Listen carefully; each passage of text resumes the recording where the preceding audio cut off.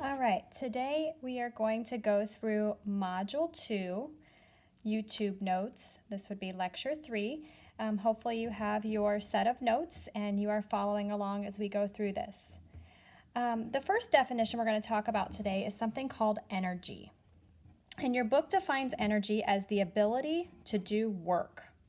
You're going to see energy in lots of forms, something like smoke rising or water boiling or heat moving. There's many different types of energy, and we'll talk about some of those as we go through these. But in this class, we're going to measure energy in joules, and that would be the unit J. Okay, well, it says energy is the ability to do work. Well, what is work? Work is a force applied to an object over a distance that the object travels or that the object moves. And notice it says there must be motion in order for work to be done. So let me give you an example. Let's say I take my hand and I push it against the wall. I'm applying a force, but I'm not doing any work because the wall isn't moving. But let's say I take my hand and I push it against a chair and the chair starts to move across the room. I would be doing work because I'm applying a force to an object and it's moving a certain distance. Okay, so the key here for work is that there must be some motion in order for work to be done. The main part of this unit focuses on something called heat. And it says heat is energy that is transferred as a consequence of temperature differences. What's cool about heat is it's always going to travel from the hotter object to a colder object. It's going to give some of its energy from the hot object and transfer to the cold object. And the way that we measure heat most commonly is through temperature, and we do that with a thermometer. And you'll get a chance to do that in one of the labs in this unit.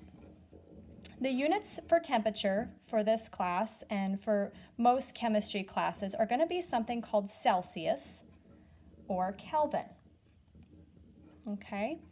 A couple important temperatures that you should know is that ice freezes at 0 degrees Celsius. So just remember, 0 degrees is the freezing point of water, and 100 degrees is the boiling point of water, 100 and 0. Okay? I want to show you a little demo with heat that will relate it back to energy. Okay? The units we're going to use to measure heat are calories, and that's abbreviated just with a CAL. And 1 calorie is equal to 4.184 joules. Okay, so remember, heat is a measure of energy. And so that's why those are related through that conversion. Okay, let's talk about the first law of thermodynamics. I think you read about this in your before class notes. It says energy cannot be created or destroyed.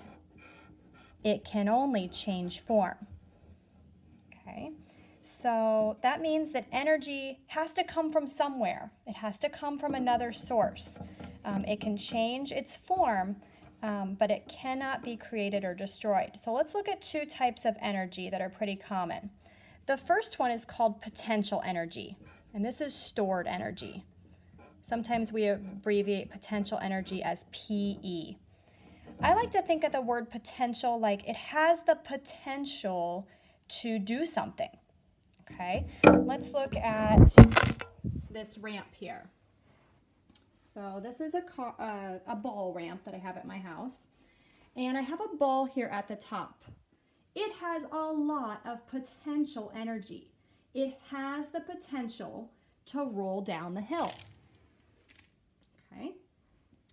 The other type of energy is called kinetic energy, and that's the energy of motion. And we also often call kinetic energy KE. Okay, so potential is stored, kinetic is the energy of motion. So what's cool about a ball ramp is that you can actually see the energy being converted. Right now the ball has potential energy, and as soon as it begins rolling down the ramp, the potential energy is converted to kinetic energy all the way down. The energy of motion had to come from somewhere, and it came from the potential energy that was stored in the beginning.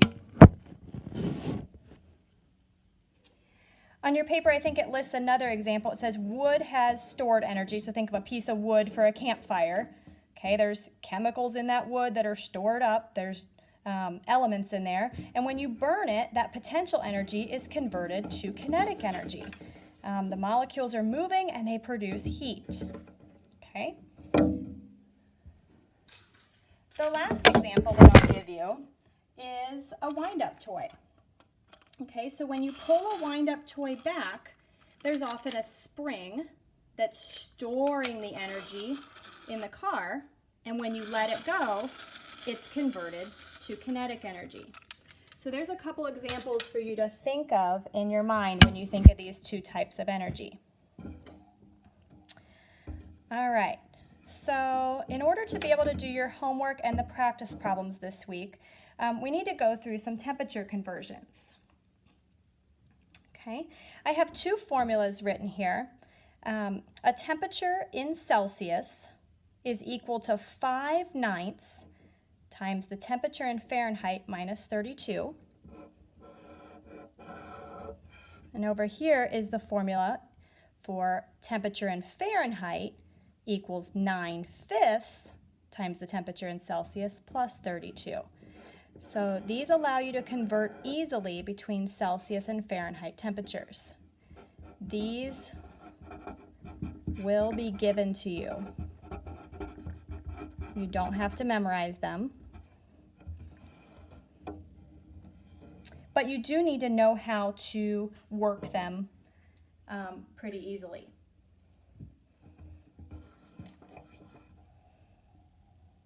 Okay, so let's do one problem together, and then I'm going to let you do one on your own, and we'll check your answer. So it says convert 34.5 degrees Celsius into Fahrenheit. Okay, so I'm going to use this formula because I want my answer to come out in Fahrenheit. So I want Fahrenheit in the end. It says I need to take 9/5 times the temperature in Celsius. So I'm going to put in my 34.5 degrees Celsius plus 32.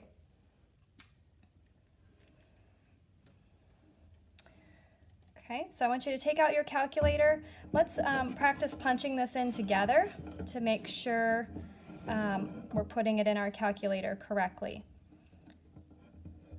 So I'm going to take 9 divided by 5 to get my 9/5. I'm going to press equals. Okay, times 34.5. And then I'm going to add my 32 plus 32. And I should get 94.1 degrees Fahrenheit for my answer. So we can put that over here.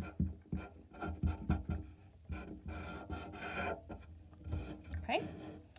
Why don't you go ahead and press pause for a second and see if you can work out the second problem. We're converting to Celsius this time, so use this first equation to solve letter B.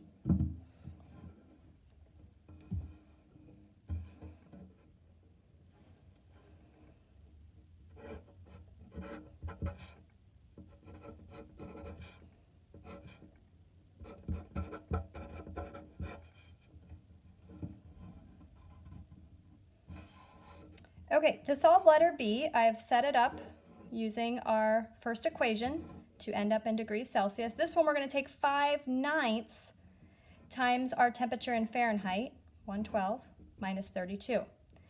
I would go ahead and do the 112 minus 32 since it's in parentheses and we want to pay attention to order of operations. I think this is 80. Okay, and that'll make it a lot easier to put this in your calculator. So now we just need to do 5/9 times 80. And we get 44.4 degrees Celsius.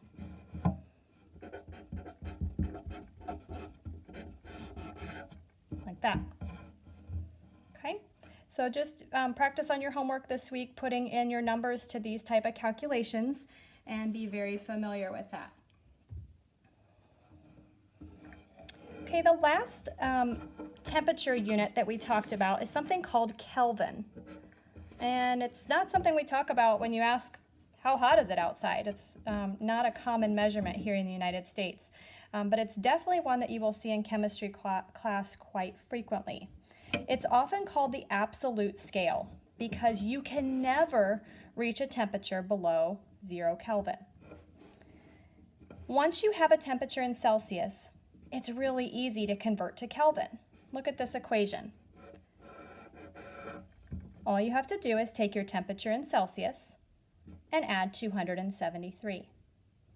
Okay, so let's try that here. I want to take 86 degrees Celsius and convert to Kelvin, so I'm just going to add 273. If you do that on your calculator, you should get 359 Kelvin. Please try this one on your own.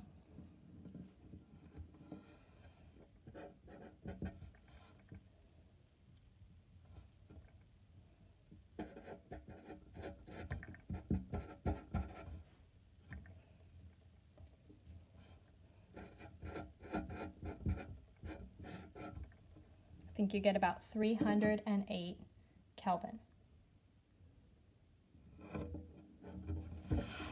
Okay, I think that wraps it up for Module 2, Lecture Notes 3.